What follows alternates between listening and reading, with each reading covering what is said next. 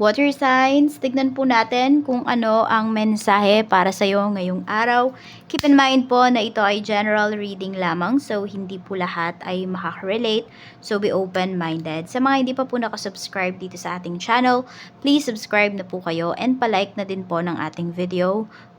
At sa mga nais pong mag-avail ating private readings ng ating Evil Eye Amulet, ng ating Cures Bracelet, makikita nyo po yung link sa description box, Tarot Intentions by Aliana Reyes. Ayan, open po tayo for international shipping. Ayan, release na natin yung mga negativities na kumapit po sa inyo nitong mga nakakaraang araw. Umpisa na po natin ang reading mo. Cancer, Pisces, and Scorpio. Happy birthday, Cancer! Yan. Cancer season pa rin ngayon.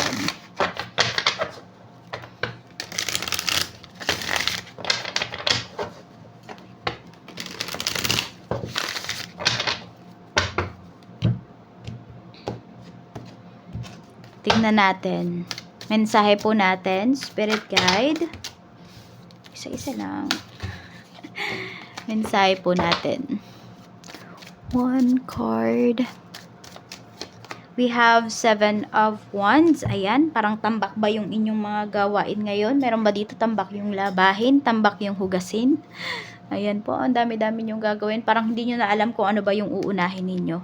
Meron dito pwedeng mainit yung ulo ngayon. Yan, parang teka, wag nyo muna akong kausapin. Teka, wag nyo muna akong bigyan ng trabaho. Hindi pa ako tapos. Ayan. Parang kayo na ba yung sumusuko?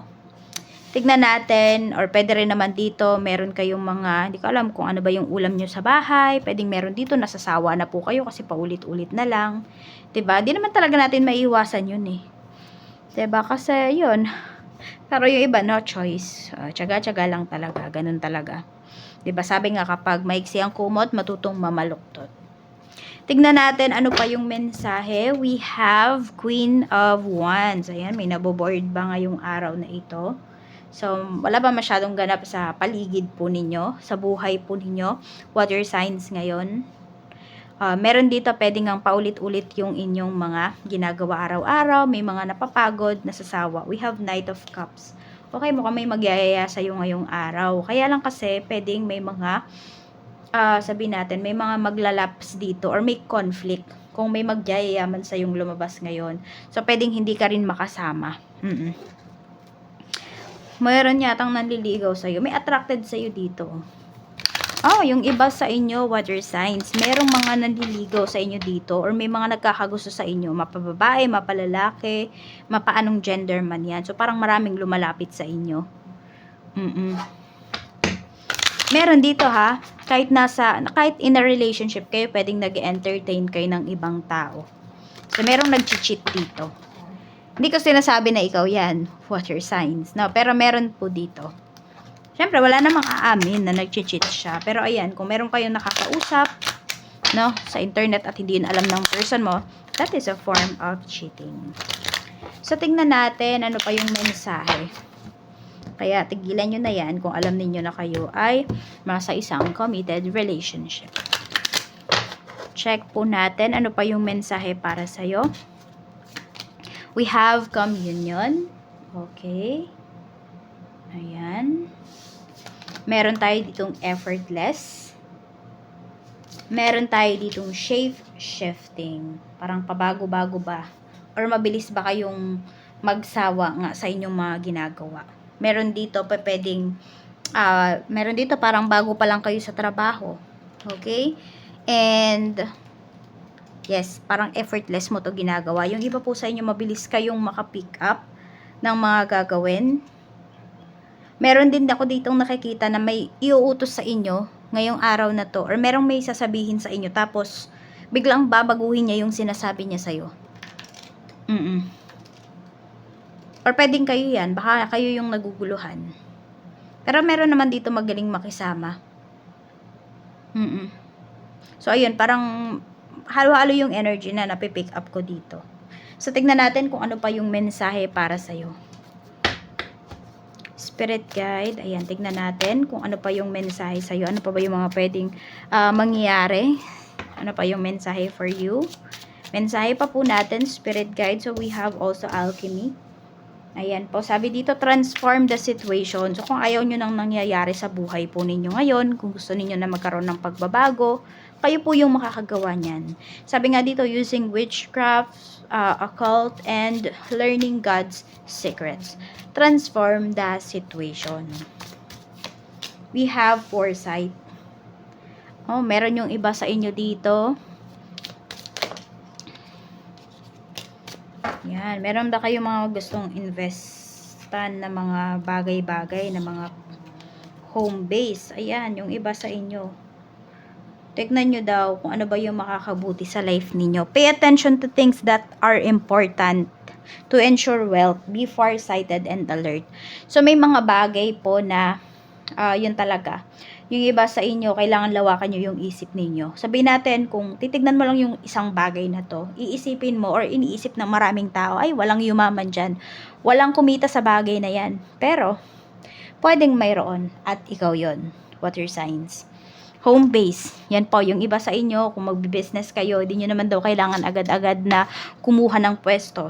Kung okay dyan sa lugar nyo, matao sa lugar nyo, daanan siya, pwedeng dyan po kayo mag-business. Sabi nga, start small, dream big. So, change your environment. Ayan o, tingnan mo, pinapaiba na talaga sa'yo ni universe yung environment, yung basta may pinapabago sa'yo dyan sa lugar nyo. Change your environment, transform the situation. Be farsighted and alert. So, tignan mo, tanungin mo daw yung sarili mo, gusto mo ba na dyan na tumanda sa lugar kung nasaan ka? Kung ayaw mo, then do something now. 'Di ba? Kumilos ka na ngayon. Fast changes. Take bold steps forward. Things happen suddenly in a hurry, short period, in a short period and in a hurry. Investments. Investments made will have positive results that will bring prosperity. Invest wisely. So, hindi lang pera yung ini-invest wisely. Kung hindi, pati rin po yung oras po ninyo. 'Di ba? Yung energy ninyo. Ikaw ba, you give your energy freely ba with other people? If yes, kasi mauubos ka. Okay? Kaya, ayan, mabilis lang ang oras.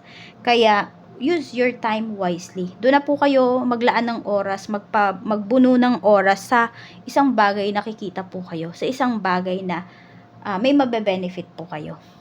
Yan. Okay lang maging mabait, pero wag naman sobrang bait. No? Ayan. Take bold steps forward, invest wisely. So, ayan. Tanongin niyo sarili niyo, saan niyo ba ini-invest yung oras niyo? Sa pagmumukmuk ba? Sa pagsasabi na malas ba kayo? Water signs? Or ginagawa ninyo, kumikilos kayo, kilos lang kayo ng kilos. 'Di ba? Nagiging consistent ba kayo doon sa mga gusto ninyong mangyari sa buhay po ninyo, sa mga pangarap niyo, sa mga goals ninyo? Yan. Or kayo ba ay inuubos niyo ba yung oras niyo kakareklamo? Nagrereklamo pero walang ginagawa?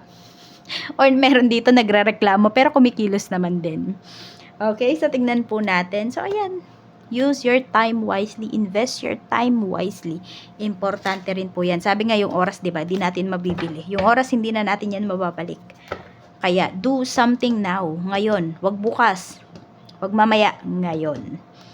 Kung di nyo matatapusin yung video na to kasi may gagawin kayo, then so be it. Di ba? Walang problema. Basta kailangan meron kayong gawin ngayong araw na to. Kung gusto ninyong mabago yung life ninyo. Tignan natin ano pa yung mensahe. Mensahe pa para sa'yo pagdating sa iyong pamilya.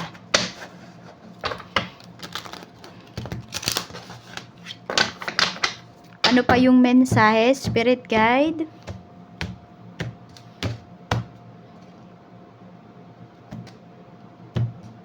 Pagdating sa family. Excuse me. Kakain ko lang kasi. 2 of Cups. Ayan. So, may pag-uusap. Pero maganda yung pinag-uusapan. Ayan po, this could be you. This could be your brothers and sisters. This could be your parents. Okay. So, parang may mag-chill ngayong araw na ito.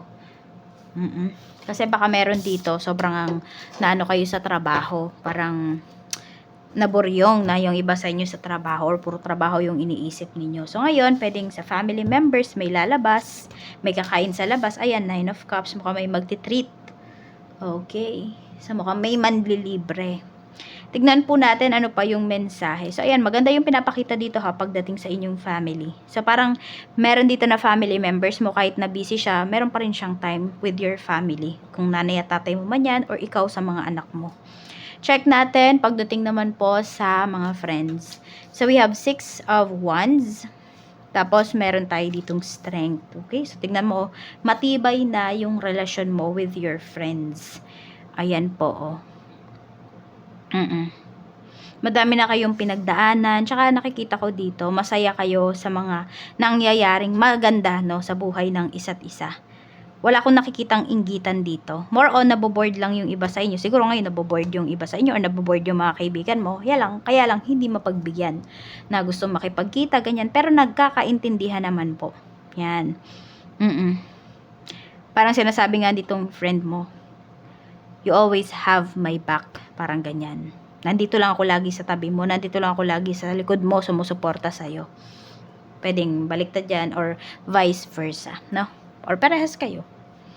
So, tignan po natin pagdating naman sa love life mo. Kamusta ba yung energy? We have 5 of Cups. May nagre-regret dito. Meron ba kayong taong pinakawalan, water signs na pwedeng nakuha na ng iba? Na akala mo, parang tinake for granted mo. Meron ka bang ganyang tao? Or baliktad, no? May mga tao dito na tinake for granted kayo. And now, nagsisisi na yung mga taong yun. Ayan yung energy sa love life mo. Actually, hindi siya maganda, no? Baka may gustong bumawi sa'yo dito. Or pwedeng ikaw ba yan? Water signs, bumabawi ka sa person mo, pero may panlalamig na kasi. Parang pinaparamdam niya sa'yo yung hindi mo pagpapahalaga sa kanya noon. Ngayon, nararamdaman mo, ganito pala yung ginagawa ko sa person ko noon. Yung todo effort siya sa akin, tapos hindi siya pinapansin. Ayan, ngayon, meron dito parang gumaganti sa'yo. Meron dito gumaganti sa'yo para may matutunan ka. Meron naman dito, ginagantihan ka talaga kasi nagagalit siya sa'yo. Meron po dito hindi masaya sa relationship. Though, I know, meron naman dito masaya sa relationship. Kasi meron dito, todo efforts talaga kayo parehas ng person mo. Pero kasi ito yung pinakamalakas na energy. Okay, tignan po natin. Pagdating naman sa kaperahan. Sa kaperahan naman po, we have Ace of Swords. We have 6 of Coins. Ayan o, ang ganda ng kaperahan. Hindi ko alam kung kayo ba yung tumutulong or may tumutulong po sa inyo. Maganda yung energy dito kasi pwedeng kayo ngayon, water signs, ay nakakapagbigay na. Nakakatulong na kayo. So, happy po yung puso ninyo. Hindi man siguro yan sobrang laki, no? Pero alam nyo na mayroong magagawa yan sa buhay ng isang tao kung meron man po kayong tinutulungan dito. So, ayan, pwedeng meron dito matatanggap sa trabaho. Ayan ha, pinakita na sa atin. May matatanggap dito sa trabaho. Tapos, ayun, sabi dito, pahalagahan nyo daw yung trabaho na mayroon kayo. Okay? Sabi nga, kung ano yung mayroon ka ngayon, hindi lahat mayroon yan. So, may ibang tao na pinapangarap lang kung ano yung mayroon ka, water sign. So, pahalagahan mo kung ano man yung mayroon ka ngayon. Malaki or maliit man yan na halaga, pahalagahan mo. Be grateful, be thankful. Pagdating naman po sa inyong, pagdating naman sa trabaho. Sa trabaho, we have 7 of Cups. Meron tayo ditong 9 of Coins. Okay. So, parang may gumugulo dito sa isipan mo. Naboboard ba yung iba sa inyo sa work? Sa current job po ninyo. Kasi ito, pwedeng may mga opportunities na dumarating or may mga ino-offer po sa inyo. Kaya naman dito kasi, meron dito, yan. Parang matagal na kayo dito sa trabaho. Fulfilled na nga yung iba sa inyo. Yan, kaya pwedeng tatanggihan nyo na. Meron din naman dito, pwedeng, pinag-iisipan nyo pa po. Kung kayo ba ay lilipat or hindi. So, sige, pag-isipan nyo munang mabuti yan. Huwag kayong magmadali. Huwag kayong magmadali. At kung may nararamdaman po kayo dito na pagdadalawang isip, ibig sabihin yan, huwag na kayong tumuloy. Tignan natin pagdating naman po sa inyong negosyo. Sa mga gustong mag-start, mag-business, tignan natin. Okay? Sa mga gustong mag-start mag-business, we have 3 of Cups.